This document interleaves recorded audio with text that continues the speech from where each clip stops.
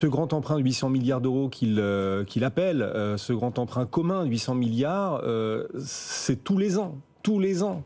Faire ce qu'on a fait pour le Covid à l'échelle européenne, mais le reproduire désormais tous les ans. Sachant qu'on n'a pas totalement utilisé encore tous les fonds du dernier plan, hein, et qu'on n'a pas réussi à tout dépenser. Alors pourtant, on pourrait dire que les politiques... Alors en France, on y a réussi, hein, mais pas en Italie.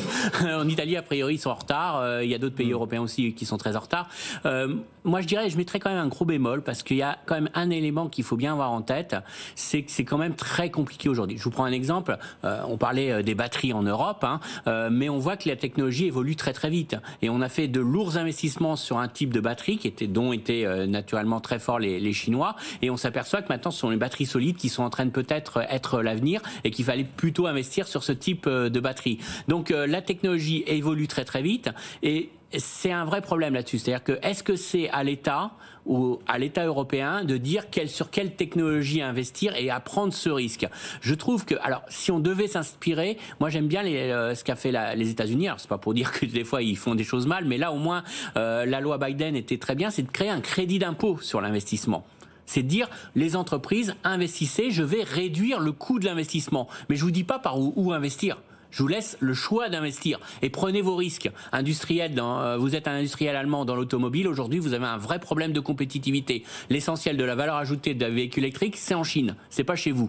Si vous voulez investir, investissez, mais c'est pas à l'Europe de dire on va faire la filière de batterie. C'est à l'industriel allemand de se mettre d'accord et de créer cette filière-là. Et je pense qu'aujourd'hui, il y a juste un problème. C'est bien de dire qu'il faut investir, mais il faudrait plutôt dire on abaisse le coût de l'investissement, mais on laisse aux entreprises le choix de l'investissement. Et je pense que c'est plus ça, parce que moi, ce qui me gêne un peu, c'est quand on commence à parler de filières, que l'État va créer une filière, que l'État va dire ça, avec des aléas. Après, on n'est pas plus intelligent. Les entreprises se trompent, hein, des fois, dans leurs investissements aussi, mais au moins, laissons les entreprises choisir leurs investissements. Donc, l'idée d'un grand emprunt que met en avant Mario Draghi, oui, vous n'êtes pas super chaud sur l'idée d'un grand emprunt. Il y a peut-être d'autres façons de faire. Je suis pas super chaud sur le côté dirigiste.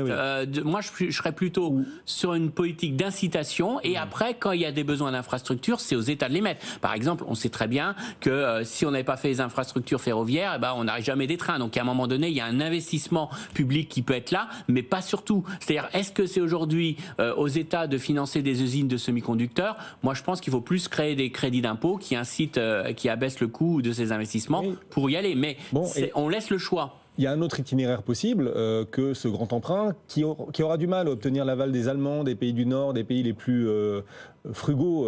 Voilà, c'est pour ça qu'il faut essayer de trouver des plans B. Alors après, il peut y avoir l'idée de l'union des marchés de capitaux. Ça aussi, ça peut participer. Ça fait partie des choses qu'il faut faire. Mais l'Allemagne a aujourd'hui un énorme problème. C'est que l'Allemagne a aujourd'hui non pas une crise conjoncturelle, mais une crise structurelle. Et c'est ce qu'elle est en train de s'apercevoir. C'est qu'aujourd'hui, l'Allemagne a un vrai problème de compétitivité prix. Elle a un vrai problème sur sa filière automobile. Là, ils savent pas trop où aller, et il y a un vrai problème derrière ça. Et donc, je pense qu'il va y avoir une grosse pression des industriels allemands aussi pour évoluer très très vite sur ces sujets-là. Donc, je suis d'accord sur le fond, hein. Budgétairement ça passera très très mal avec surtout ceux qui sont à la direction du ministère de l'économie allemande actuellement, mais il y aura quand même une vraie remise en cause aujourd'hui de l'industrie en Europe.